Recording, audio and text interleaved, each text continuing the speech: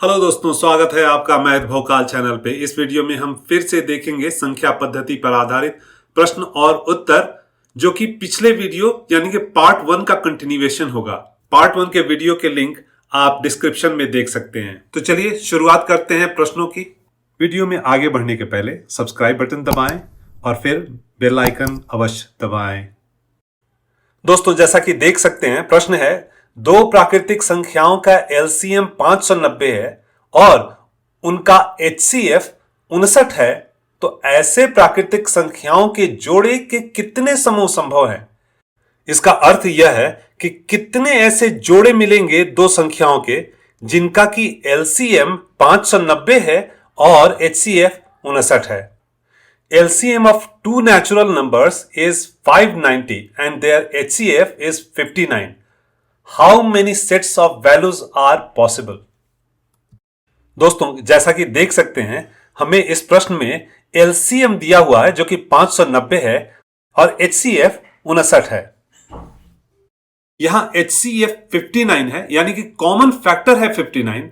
प्रश्न में दिया हुआ है दो प्राकृतिक संख्याओं का HCF 59 है, यानी कि दोनों प्राकृतिक संख्याओं में 59 कॉमन फैक्टर होगा। अगर 59 कॉमन फैक्टर है तो फर्स्ट नंबर और सेकंड नंबर क्या होगा? चूंकि 59 कॉमन फैक्टर है तो फर्स्ट नंबर में भी 59 एक फैक्टर होगा और दूसरा फैक्टर मान लीजिए a, और उसी तरह से सेकंड नंबर में फिर 59 एक कॉमन फैक्टर है तो 59 एक फैक्टर रहेगा और दूसरा फैक्टर होगा मान लीजिए b। और इस तरह से दो प्राकृतिक संख्याएं जिसके बारे में प्रश्न में पूछा गया है वो 59a और 59b हो सकती हैं। a और b जहां पे वेरिएबल हैं। हम जानते हैं कि इन संख्याओं के HCF और इनके LCM को अगर आपस में गुणा किया जाए तो इनके प्रोडक्ट यानी कि इन दोनों संख्याओं के गुणा के बराबर होगा, यानी कि 59a इंटू 59b। तो अब अगर LCM हमारा 590 है और HCF 59 है तो हम लिख सकते हैं 590 into 59 equal to first number into second number, यानी कि 59a इंटू 59b। अब इस इक्वेशन को देखें, लेफ्ट हैंड साइड में 590 इंटू 59 है। 590 क्या है? 10 इंटू 59 है। फिर इसमें गुणा करेंगे दूसरे 59 से और फिर राइट हैंड साइड में 59a है, यानी कि a इंटू 59 और फिर 59b यानी कि b इंटू 59।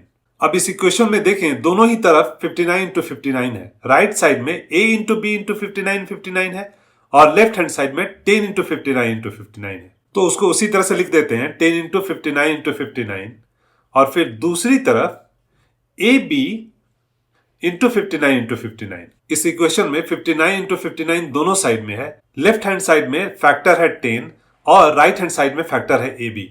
तो यहां पे 59 दोनों तरफ से कैंसिल हो जाएगा और इस तरह से हम लिख सकते हैं 10 इक्वल टू ab, यानी कि ab इक्वल टू 10। मतलब कि a और b को गुना करने से हमें 10 मिलना चाहिए। अब जब हमें ये इक्वेशन मिल गया है तब हम किसी भी प्राकृतिक संख्या को a मानकर हम b का वैल्यू पता लगा सकते हैं और फिर चेक कर सकते हैं कि b का वो वैल्यू प्राकृतिक संख्या है कि नहीं। तो चलिए चेक करते हैं। a का वैल्यू एक पंक्ति में लिखेंगे और दूसरी पंक्ति में समीकरण अप्लाई करके b का वैल्यू लिखेंगे। अब अगर मान लें कि a का वैल्यू अगर 1, 2, 3, 4 इत्यादि है और जैसा कि हम जानते हैं इक्वेशन है हमारा a गुना b इक्वल टू 10। अगर a का वैल्यू 1 है तो फिर इस इक्वेशन को अप्लाई करके b का वैल्यू हमें 10 मिलेगा और a का वैल्यू अगर 2 है तो b का वैल्यू हमें 5 मिलेगा। अगर फिर a का वैल्यू 3 है तो हमें कोई भी दूसरी प्राकृतिक संख्या ऐसी नहीं मिल रही है जिसे मल्टीप्लाई करने पे हमें 10 मिल सके, और वही केस 4 के भी साथ है। और उसके बाद की संख्या 5 है तो 5 का ऑलरेडी हम लोगों ने फैक्टर देख चुका है, 5 गुना 2। और इस तरह से हम कह सकते हैं कि हमें दूसरी कोई भी प्राकृतिक संख्या की फैक्टर नहीं मिलेगी जिसको कि मल्टीप्लाई करने पे हमें 10 मिल सके। अब यहाँ a और b के पंक्तियों को देखकर आप बता सकते हैं कि एक प्राकृतिक संख्याओं का जोड़ा है 1 और 10 और दूसरे प्राकृतिक संख्याओं का जोड़ा है 2 और 5। और इस तरह से हमें दो जोड़े मिलते हैं। पहला जोड़ा है 59 और 59 इंटू 10 का, और फिर दूसरा जोड़ा है 59 इंटू 2 और 59 इंटू 5 का। और इस तरह से हमारा उत्तर हुआ 2 जोड़ा, यानी कि ऑप्शन बी 2 हमारा आंसर हुआ। अब चलिए अगले प्रश्न को देखते हैं। ये प्रश्न है, दो संख्याओं का एलसीएम उनके एचसीएफ का 40 गुना है। एलसीएम और एचसीएफ का योग 1476 है। यदि संख्याओं में से एक संख्या 288 है तो दूसरी संख्या को ज्ञात कीजिए। LCM of two numbers is 40 times their HCF. The sum of the LCM and HCF is 1476। If one of the number is 288, find the other number. तो दोस्तों, जैसा कि देख सकते हैं प्रश्न में कंडीशन दिया हुआ है कि दो संख्याओं का एलसीएम उनके एचसीएफ के 40 गुना है। तो यहां पर अगर हम मान ले कि एलसीएम एल है और एचसीएफ एच है, और फिर जैसा प्रश्न में दिया गया है एलसीएफ एचसीएफ के 40 गुना है, तो अगर हम इक्वेशन में लिखें तो एल इक्वल टू, जैसा कि हम देख सकते हैं एचसीएफ के 40 गुना है और एचसीएफ हमारा एच है, तो हम लिख सकते हैं L equal to 40 times H. और फिर दूसरा कंडीशन दिया हुआ है कि एलसीएम और एचसीएफ का योग 1476 है। तो इसको हम इक्वेशन में कैसे लिख सकते हैं? एलसीएम चूंकि हमारा एल है और एचसीएफ हमारा एच है, तो एल प्लस एच, जैसा कि प्रश्न में देख सकते हैं 1476 है एलसीएफ और एचसीएफ का जोड़, यानी कि एल प्लस एच 1476 होगा। और इस तरह से हमें दो समीकरण मिल गए। पहला समीकरण है एल बराबर 40H और दूसरा समीकरण है एल प्लस एच बराबर 1476। अगर पहले समीकरण का वैल्यू यानी कि एल बराबर 40H को दूसरे समीकरण में रखें तो एल प्लस एच की जगह पे हम 41H लिख सकते हैं। 41 इसलिए क्योंकि आप L के बराबर अगर 40H लिखते हो तो 40H प्लस H 41H हो गया, और इस तरह से 41H बराबर 1476। और इस इक्वेशन से हम H का भी वैल्यू निकाल सकते हैं। तो H इक्वल टू, यानी कि 41 से जब 1476 को भाग देंगे तो हमको मिलेगा 36, यानी कि H बराबर 36।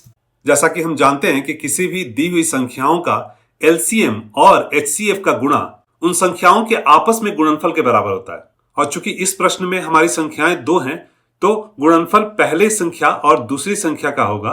पहली संख्या है 288 और दूसरी संख्या का हमें पता लगाना है, यानी कि मान लीजिए कि x। अब समीकरण के बाएं साइड को देखिए एलसीएम और एचसीएफ का। चूंकि हमारा एलसीएम और एचसीएफ क्रमशः L और H है तो ये L गुना H होगा। अगर पहले समीकरण को देखें तो L बराबर 40H है, तो L की जगह पे हम 40H लिख सकते हैं, फिर गुना H है और दूसरी तरफ 288X हो जाएगा। अब समीकरण के बाएं साइड में H है, उसको हम 36 से रिप्लेस कर सकते हैं, तो ये 40 गुना 36 गुने 36 हो गया और दूसरी तरफ से 288X हो गया। 288 को 36 से भाग देंगे तो 36 अट्ठे 288, फिर इस 8 से बाएं साइड के 40 से भाग दे देंगे, 8 पचे 40 हो जाएगा और इस तरह से ये 36 पचे 180 हो गया और दूसरी तरफ x बचा है, यानी कि x बराबर 180। तो यही हमारा दूसरा नंबर हुआ जो कि इस प्रश्न का उत्तर है, यानी उत्तर है ऑप्शन बी 180। चलिए अब अगले प्रश्न को देखते हैं। तो प्रश्न ऐसा है कि 4 घंटी क्रमशः 14, 21 और 42 मिनट के अंतराल पर बजती है। यदि वे सवेरे 11:22 पर एक साथ बजते हैं तो उसके बाद पहली बार एक साथ कब बजेंगे? 4 bells toll at intervals of 14, 21 and 42 minutes respectively. If they toll together at 11:22 AM, when they will toll together for the first time after that. और फिर उत्तर के लिए आपको ऑप्शन दिए हुए हैं 11:56 AM, 12:04 PM, 12:06 PM और 11:48 AM। दोस्तों, इस प्रश्न के बेसिक्स और कॉन्सेप्ट को समझने के लिए सबसे पहले एक बहुत ही साधारण से उदाहरण के थ्रू बहुत ही सिंपल तरीके से इसको जोड़ और घटाव करके हम इसका उत्तर निकालेंगे और फिर हम ट्रिक के ऊपर बात करेंगे कि कैसे ऐसे प्रश्नों का शीघ्रता और सरलता के साथ हम उत्तर दे सकें। दोस्तों, हमारे प्रश्न में बेल्स के इंटरवल्स 14, 21 और 42 मिनट के दिए गए हैं, लेकिन हम ऐसे प्रश्नों के बेसिक्स और कॉन्सेप्ट को समझने के लिए कुछ छोटे इंटरवल यूज करेंगे, जैसे कि 4, 6, 8। ये 3 घंटियों के बजने का अंतराल है, यानी कि पहली घंटी हर एक 4 मिनट पे बजेगी, दूसरी हर एक 6 मिनट पे और तीसरी हर एक 8 मिनट पे। अब 0 से लेकर और 24 तक हर एक मिनट में हम चेक करेंगे कि इन तीनों घंटियों में से कौन सी घंटी बजी और कौन सी नहीं बजी। जैसा कि आप देख सकते हैं स्क्रीन पर, इस टेबल को देखिए। इस टेबल में कॉलम्स को देखिएगा तो ये 0 से लेकर 24 तक के वैल्यू हैं।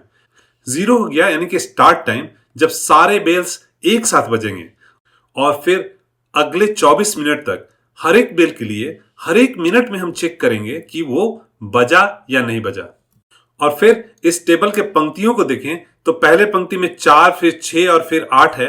ये बेल्स के इंटरवल्स हैं, यानी कि पहली बेल हर एक 4 मिनट पे बजेगी और दूसरी बेल हर एक 6 मिनट पे बजेगी और तीसरी बेल हर एक 8 मिनट पे बजेगी। शुरुआत होगी तीनों बेल के एक साथ बजने से, यानी कि 0 मिनट पे तीनों ही बेल बजेंगे और इसलिए हमने 4 और 6 और 8 सबके सामने 0 वाले कॉलम में टिक लगा दिया। अब देखें हम पहली घंटी को, जिसके बजने का इंटरवल 4 मिनट है।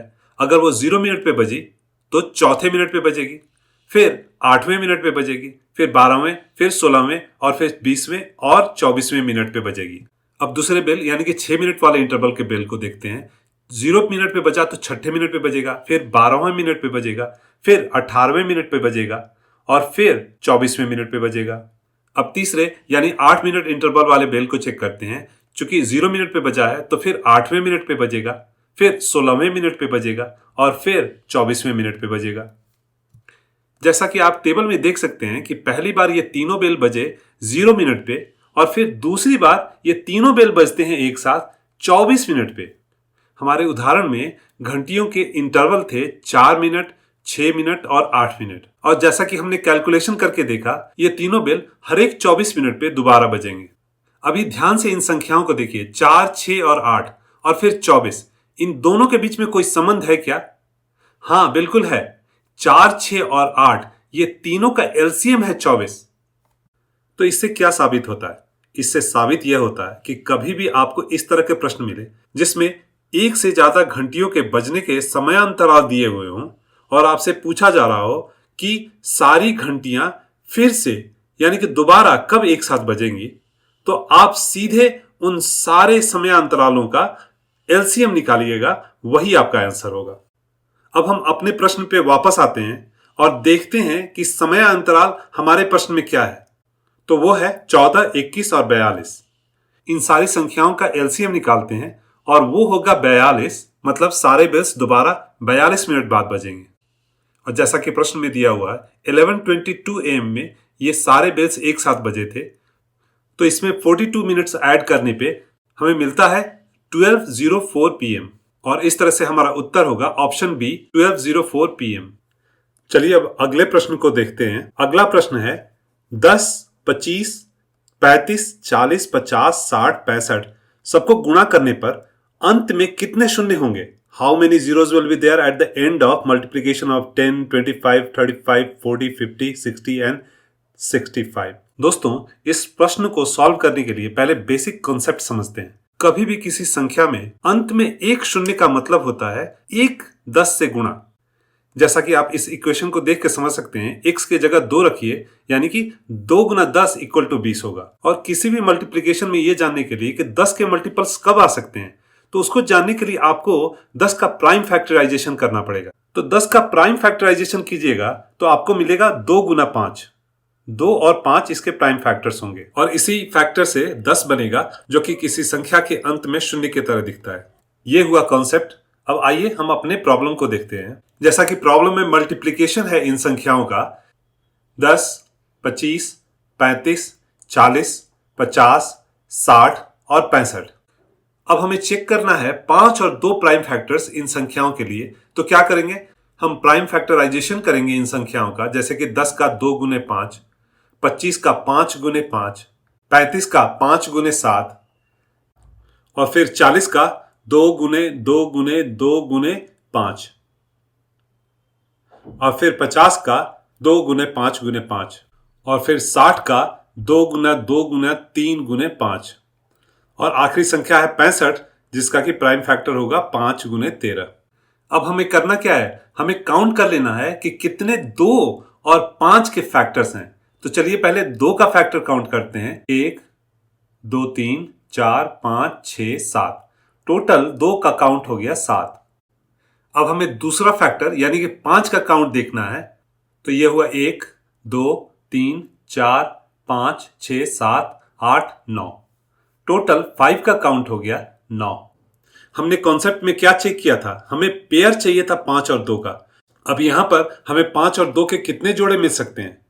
हमें 7 जोड़े मिल सकते हैं क्योंकि 2 का काउंट है 7 जो कि संख्या 5 के काउंट से यानी कि 9 से कम है। इसीलिए हमारा उत्तर होगा 7 यानी कि ऑप्शन ए 7 हमारा उत्तर होगा।